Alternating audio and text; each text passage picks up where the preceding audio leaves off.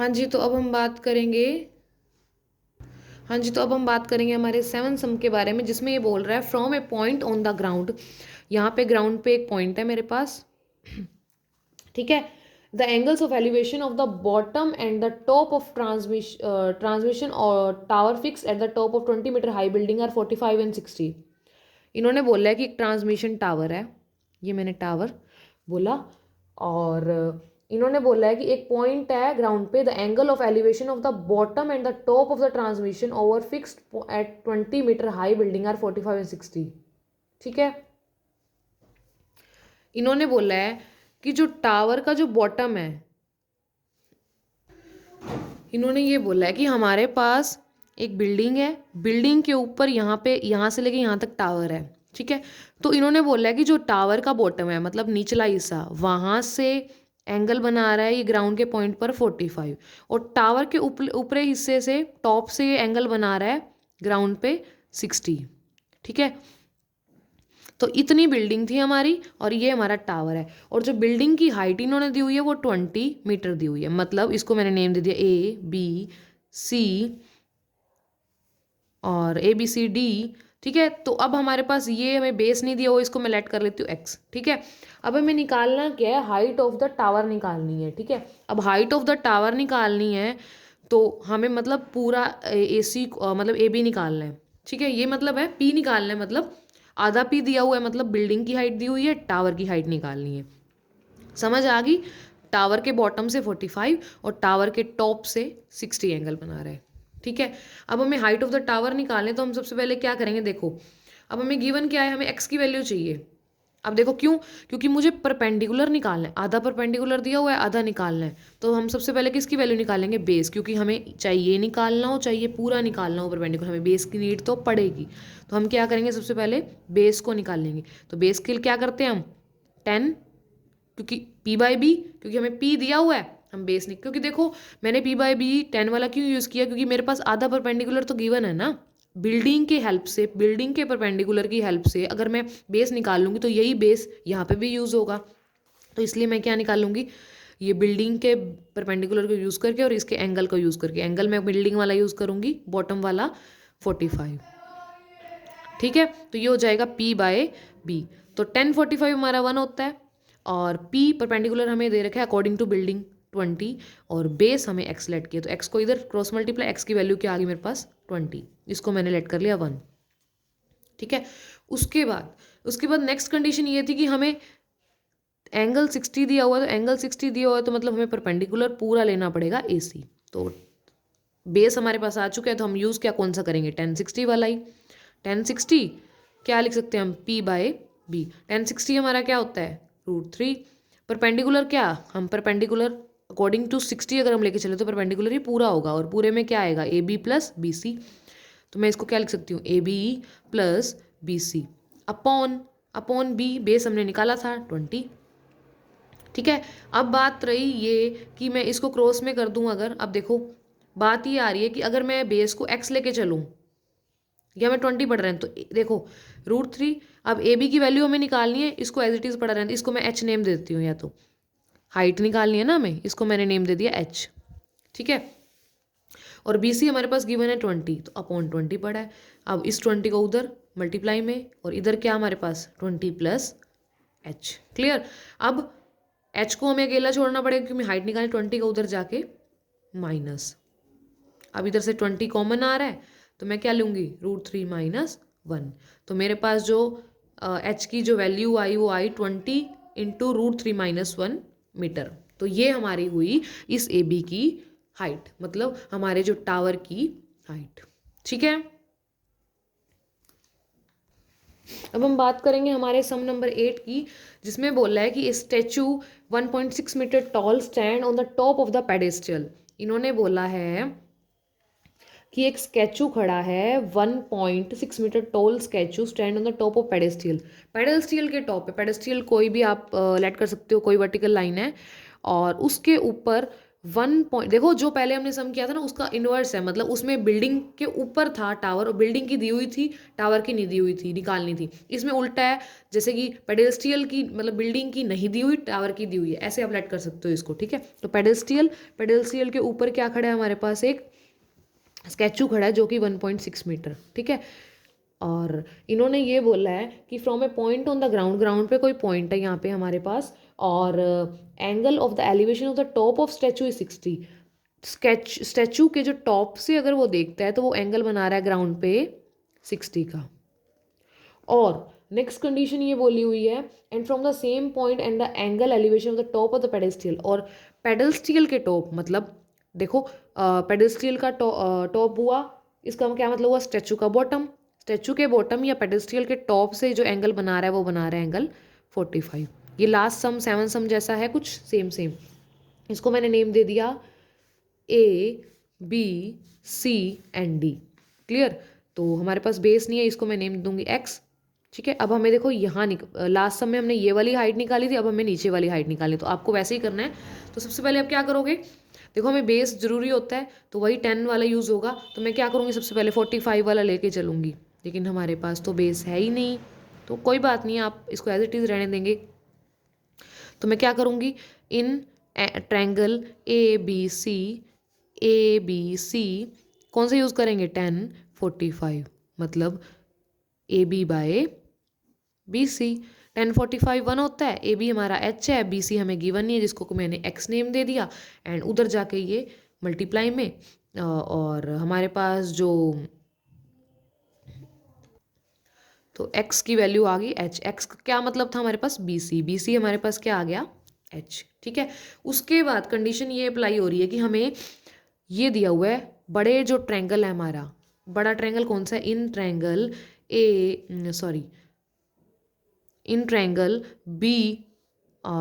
B C D, जिसमें कि हमारे पास हमें 1060 यूज़ करना पड़ेगा, 1060 p बाई बी होता है, 1060 हमारा क्या होगा, 1060 हमारा होगा √3, जहाँ पे हमें परपेंडिकुलर को ऐसे पूरा यूज़ करना पड़ेगा, पूरा यूज़ का मतलब डी बी मतलब D A plus A B upon base क्या था हमारे पास x, और x की वैल्यू हमने क्या निकाली थी h, मतलब मैं बी सी को h लिख दूंगी, उधर जाके ये h√3, और डी ए की वैल्यू क्या थी हमारे पास 1.6, ए बी हमें निकालना था जिसको मैंने नेम दे रखा है h, ठीक है। अब क्या करेंगे हम, इस h और ये h को हम अलग ले जाएंगे, तो मेरे पास क्या आ जाएगा h√3, और ये h उधर जाके माइनस का, और इधर 1.6, तो इधर से h कॉमन आ गया, h√3 minus 1 is equal to 1.6। अब h की वैल्यू क्या आ गई 1.6 अपॉन √3 माइनस 1। अब नीचे √3 माइनस 1 है, तो हम इसको क्या करेंगे, रैशनलाइज। अब हम इसको रैशनलाइज करेंगे बिकॉज क्योंकि हमें रूट को ख़त्म करके हमें आंसर निकालना है इसका, तो हम रैशनलाइज करेंगे, तो √3 + 1 अपॉन +1, ठीक है, इक्वल में h पड़ा है, इसको इससे मल्टीप्लाई करेंगे, मेरे पास आ जाएगा 1.6 √3 + 1, और अपॉन ये a + b, और a माइनस बी का फॉर्मूला लग जाए जिसमें होता है a का स्क्वायर माइनस b का स्क्वायर, यानी कि a का स्क्वायर 3 और b का स्क्वायर -1, तो ये मेरे पास आ गया 1.6 इंटू √3 + 1 अपॉन 2, ठीक है। अब 2 से मैं इसको कैंसिल कर दूंगी तो मेरे पास आ जाएगा 0.8, और इंटू में √3 + 1, ये मीटर किसका आ गया हमारे पास, इसकी मेरे पास ये वाले परपेंडिकुलर की हाइट आ गई, मतलब पेडेस्ट्रियल की हाइट आ गई। अगर मैं पेडेस्ट्रियल को और इसको पूरे को ऐड कर दूंगी, पूरे को ऐड करूंगी तो ये हो गया पेडेस्ट्रियल प्लस हमारे जो स्टैचू था उसकी हाइट, ठीक है। अब हम बात करेंगे हमारे 9 सम की, जिसमें हमें गिवन है the angle of elevation of the top of the building from the foot of tower. देखो सबसे पहले कंडीशन यहाँ पे दो हैं, एक बिल्डिंग है हमारी और एक हमारा टावर है, ठीक है। अब इसको आपको क्लियर ये क्लैरिटी यहाँ पे रखनी है कि एक बिल्डिंग है एक टावर है, दो चीज़ों की बात हो रही है। उसके बाद इन्होंने बोला the angle of elevation of top of the building from the foot of the tower, ठीक है, टावर के फुट पे 30 बना रहा है। The angle of elevation of the top of the building की टॉप ये है, यहाँ से ये टावर एंड ये बिल्डिंग, ठीक है। टावर के टॉप से elevation of building from the foot of tower, tower के फुट से बिल्डिंग के टॉप तक ये एंगल बना रहा है 30। क्लियर। और नेक्स्ट बोल रहा है ये कि फुट ऑफ बिल्डिंग से ये टावर के टॉप पे एंगल बना रहा है हमारा 60। क्लियर। अच्छा, एंड देन बोल रहा है if the tower is 50 metre high, और जो टावर है हमारा वो 50 मीटर हाई है। ठीक है, तो मैं टावर को सॉरी लंबा कर दूंगी और बिल्डिंग ये छोटी रह जाएगी। तो यहाँ से बना रहा है ये 60।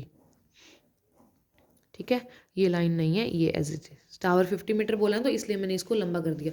तो ये हमारी बिल्डिंग के टॉप से 30 बना रहा था और टावर के टॉप से ये बना रहा है हमारा 60, जो कि टावर की हाइट है 50 मीटर। ठीक है, एंड इन्होंने पूछा क्या है, height of the building. Building क्योंकि टावर की हाइट दी हुई है, हमें बिल्डिंग की हाइट चाहिए। क्लियर। तो उसके लिए हम क्या करें, सबसे पहले इसको आप नेम दो। इसको नेम दिया मैंने PQAB। क्लियर। नेक्स्ट बात करें, देखो हमें क्या चाहिए, परपेंडिकुलर, यानी कि बिल्डिंग चाहिए। अब देखो हमारे पास ना तो बेस है, परपेंडिकुलर निकालना है, तो आपको इसमें साइन वाली कंडीशन तो अप्लाई नहीं होती, क्योंकि मैं हाइपोटेन्स का इसमें कोई रोल ही नहीं है। मतलब आपको पता है कि इसमें 10 की कंडीशन ही अप्लाई होने वाली है, क्योंकि एच हाइपोटेन्स का कोई रोल ही नहीं है, तो आप 10 का यूज़ करोगे। तो मेरे को बिल्डिंग के चाहिए, तो मैं बिल्डिंग के अकॉर्डिंग यूज़ करके देखूंगी कौन सा, इन ट्रायंगल ABA या QB। ठीक है, जिसमें कि मैं बोलूँगी कि 10 कौन सा एंगल है, 30, और क्या होता है P/B। 10/30 हमारे पास क्या होता है 1/√3, और परपेंडिकुलर हमें गिवन नहीं है, जो कि हमें निकालना है। इसको एज इट इज आप रख दोगे AB अपॉन बेस BQ। तो cross multiply BQ is equal to AB√3। अब देखो AB हमें निकालना था, जिसको मैंने H नेम दे दिया, तो मैं AB की जगह क्या लिख सकती हूँ, H√3। क्लियर। इसको मैंने नेम दे दिया 1। नेक्स्ट बात कर रहे हैं हम नेक्स्ट बात कर रहे हैं, अब हमें क्या चाहिए, देखो अब हमें इस H की वैल्यू निकालनी है। तो H की वैल्यू निकालनी है, हम दूसरा इसमें यूज़ करेंगे, इन ट्रायंगल PBQ। ठीक है, जिसमें हम यूज़ करने वाले हैं 10/60, क्योंकि बड़े वाला जो 50 मीटर के परपेंडिकुलर दिया होता है उसमें 60 एंगल था P/B। 10/60 हमारा क्या होता है, 10/60 हमारा √3, और P क्या दे रखा था उसमें 50, क्योंकि टावर की हाइट 50 दे रखी थी, और B बेस हमें BQ हमें गिवन नहीं है, जिसको हमने BQ की जो हमारे ऊपर वैल्यू निकली थी वो H√3 निकली थी, वो हम पुट करेंगे इसमें। तो मैंने B की वैल्यू पुट कर दी H√3। अब ये उधर जाके मल्टीप्लाई में, तो H√3 multiply √3 is equal to 50। तो मेरे पास क्या आ गया, √3 मल्टीप्लाई √3 3, मतलब H multiply 3 is equal to 50। Clear. तो ये 3 मल्टीप्लाई में, उधर जाके डिवाइड में, तो एक कैंसिल होने पे हमारे पास आ गया 16 2/। पॉइंट्स में भी आप निकाल सकते हो और मिक्स फ्रैक्शन में भी निकाल सकते हो, as usual what you want to find. तो H की जो हमारी आ गई मतलब हाइट बिल्डिंग की 16 into √2 sorry 16 into 2/3 metre. Points में भी निकाल सकते हो आप। तो ये मेरी बिल्डिंग की हाइट आ गई। क्लियर। हाँ जी, तो हम बात करेंगे हमारे 10 सम की, जिसमें ये बोल रहा है कि 2 poles of equal heights are standing opposite each other on other side of the road. इन्होंने बोला है कि 2 पोल्स हैं, 2 पोल्स इक्वल साइज के आमने सामने खड़े हैं। Clear. Which is 80 metre wide. 80 metre wide का मतलब है कि जो डिस्टेंस है इनका वो 80 मीटर है। ठीक है, पूरा distance 80 metre. Clear. From a point between them on the road, कोई पॉइंट है यहाँ पे रोड पे बीच में, the angles of elevation of the top of the poles are 60 and 30। एक पोल से इस पॉइंट पे एंगल बन रहा है 30 का, और एक पोल से एंगल बन रहा है 60। तो यहाँ से मैं 60 का बना देती हूँ और यहाँ से मैं बना देती हूँ 30 का। ठीक है, अब इनको नेम दे दें ABCD एंड इसको मैंने दे दिया E। ठीक है, अब क्या बोला है, find the height of the poles and the distance from the point from poles. इन्होंने बोला है कि आपको क्या निकालना है, एक तो इन पोल्स की हाइट निकालनी है, और जो पॉइंट ग्राउंड पे बना है ना उसका डिस्टेंस निकालना है। इस पोल से निकालो चाहे इस पोल से निकालो, क्योंकि पॉइंट मिड में है तो आप क्या करोगे, अगर मान लो मैं इस पॉइंट का डिस्टेंस निकालना है हमें, चाहे इस पोल से निकालो चाहे आप इस पोल से निकालो, मतलब ये पॉइंट पोल से कितनी दूर है, ठीक है। तो हम क्या करेंगे, सबसे पहले नेम दे दिया, ठीक है। अब हमें देखो मैं डिस्टेंस चाहे इसका निकाल लूँ चाहे इसका निकाल लूँ, तो मैंने इसको नेम तो देना पड़ेगा ना। ये पूरा 80 का है यहाँ पॉइंट, ये पूरा CB, तो क्या करूँगी, देखो इसको पोल्स की हाइट निकालनी है, मैं इसको h मीटर नेम दे दिया। एंड देन देखो अब मुझे ये पूरा 80 का दिया हुआ है, अगर मैं इसको डिवाइड करूँ 2 टुकड़ों में तो मैं इसको क्या लिख सकती हूँ, इतने टुकड़े को लिख सकती हूँ, मतलब C और E को लिख सकती हूँ x, और E और B को 80 माइनस एक्स। क्यों लिखा मैंने, क्योंकि देखो पूरा 80 का है, अगर मैं इनको टुकड़ों में डिवाइड करूँ तो इसको मैंने नेम दे दिया x, तो 80 में से अगर मैं x को माइनस करती हूँ तो मेरे पास ये आ जाएगा, या फिर इसको नेम दे दूँ x, तो 80 में से x माइनस करती हूँ तो मेरे पास ये आ जाएगा, ठीक है। तो मैंने इतने टुकड़े को नेम दे दिया x, और दूसरे वाले को नेम अपने आप मिल गया 80 माइनस एक्स। क्लियर। अब हमें हाइट भी निकालनी है और x की वैल्यू भी निकालनी है। क्लियर। तो जो जो गिवन है वो आप लिखो, देखो BC हमारे पास गिवन है 80, ये पूरा मीटर। CE मैंने इनको टुकड़ों में डिवाइड किया था, क्या नेम दे दिया, x मीटर। और BE अगला टुकड़ा जो बचा 80 में से x को माइनस किया। देखो कॉमन सी बात है, कोई चीज़ मेरे पास 10 मीटर लंबी है और उसमें से उन्होंने बोला है कि, जैसे कि मेरे पास कोई, ये एग्जांपल ले रही हूँ मैं, कोई चीज़ मेरे पास 10 सेंटीमीटर या 10 metre what you let it की है, पूरी ये 10 मीटर की है, इन्होंने बोला है कि इसको 2 टुकड़ों में डिवाइड करो, तो मैं आधे टुकड़े को नेम दे देती हूँ x, तो दूसरा टुकड़ा क्या होगा, अगर आधे टुकड़े को मैंने नेम दे दिया 5, तो दूसरा टुकड़ा क्या होगा, 10 माइनस 5, 5 ही होगा।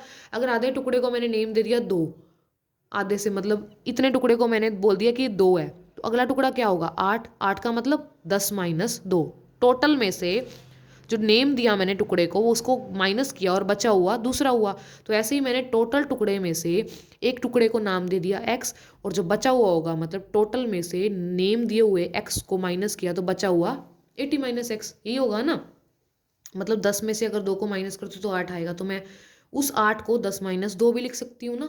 ऐसे ही मैंने 80 माइनस एक्स लिखा है इसको। क्लियर। क्योंकि इसको मैंने नेम दे दिया, 2 की जगह मैंने नेम दे दिया x, और 80 में से x को माइनस करूंगी तो दूसरा टुकड़ा आएगा। क्लियर। ठीक है, तो 80 माइनस एक्स। उसके बाद हमें निकालना क्या, हाइट्स निकालनी है पोल की। तो मतलब देखो मैं एक एक ट्रायंगल लेके चलती हूँ। मैं सबसे पहले लूँगी CDE, ये वाला लेंगे हम, इन ट्रायंगल CDE। ठीक है, तो आपको पता है 10 ही लगेगा क्योंकि इसका हाइपोटेन्स का कोई रोल नहीं है, तो मैं इसको क्या लिखूंगी, CDE को 10 30 इज इक्वल टू P/B। 10 30 होता है हमारा 1/√3, और परपेंडिकुलर क्या दे रखा था हमें, कुछ नहीं, इसको नेम दे रखा था H, और बेस इस ट्रायंगल में बेस को कितना बोला था मैंने, CE x मैंने नेम दिया था, मैंने इसको बोल दिया x को क्रॉस मल्टीप्लाई करो आप, ये आ गया मेरे पास H√3, इसको मैंने नेम दे दिया 1। क्लियर। नेक्स्ट, अब नेक्स्ट बात कर रहे हैं हम। अब नेक्स्ट देखो अगला ट्रायंगल लेंगे हम, इन ट्रायंगल ABE। कौन सा एंगल है इसमें, 1060। 1060 इज इक्वल टू P/B। 1060 हमारे पास क्या होता है, √3, और P/B, P की वैल्यू क्या थी, H ही, क्योंकि हमें अभी परपेंडिकुलर निकालना है, और बेस क्या था, दूसरी साइड बेस क्या था, 80 माइनस एक्स। ठीक है, multiply 80 minus x into √3 is equal to H। ठीक है, अब इनको मल्टीप्लाई करोगे आप तो ये आ जाएगा 80√3 minus x√3 is equal to H। इसको मैंने नेम दे दिया 2। अब देखो 1 और 2 को यूज़ करके आप x की वैल्यू निकाल सकते हो, h की वैल्यू, क्योंकि देखो x की वैल्यू जो H√3 है वो मैं इसमें अगर पुट कर दूँ तो मेरे पास h आ जाएगा। तो हम क्या करेंगे, आफ्टर यूजिंग 1 एंड 2, आपको क्या करना है, 1 में जो आई थी x की वैल्यू उसको 2 में पुट कर दो। तो मैंने 80√3 माइनस x की जो वैल्यू क्या आई थी मेरे पास, x मल्टीप्लाई √3 ना, x की वैल्यू क्या थी, H√3, और मल्टीप्लाई में ये √3 पड़ा है, और इज इक्वल टू H। तो 80√3 क्या आ गया, minus 3H is equal to H। ठीक है, उसके बाद आपको क्या करना है, अब इसमें से मैं क्या कॉमन ले सकती हूँ, H वाले अकेले कर दो आप, तो ये उधर जाके प्लस हो जाएगा, यानी कि 4H। तो अब ये जो 4 है इधर डिवाइड में और h इधर अकेला, तो 4 से 80 कट कर दो तो मेरे पास आ जाएगा 20√3 इज इक्वल टू h। ठीक है, अब ये 20√3 किसकी वैल्यू आ गई, किसकी आ गई, h की वैल्यू, मतलब पोल्स की वैल्यू आ गई मेरे। पोल्स कौन से, ये, क्योंकि दोनों पोल्स इक्वल थे, अपोजिट, तो h की वैल्यू जो आई मेरे पास 20√3h। अब हमें और क्या पूछा था इन्होंने, हमें x की वैल्यू भी निकालनी थी। अब x की वैल्यू कैसे निकालोगे आप, अब जो x की वैल्यू थी हमारे पास वो क्या थी, देखो x की वैल्यू क्या थी, x is equal to h root थी। तो ये जो h की वैल्यू नीचे हमने निकाली वो उसको मैं इसमें अगर पुट कर दूँ, put this value in this, तो क्या आएगा मेरे पास, x is equal to, h की वैल्यू क्या थी 20√3 और मल्टीप्लाई में √3 पड़ा है, तो x क्या आ गया मेरे पास 20 × 3, क्योंकि √3 × √3 3, तो x की वैल्यू क्या आ गई 60।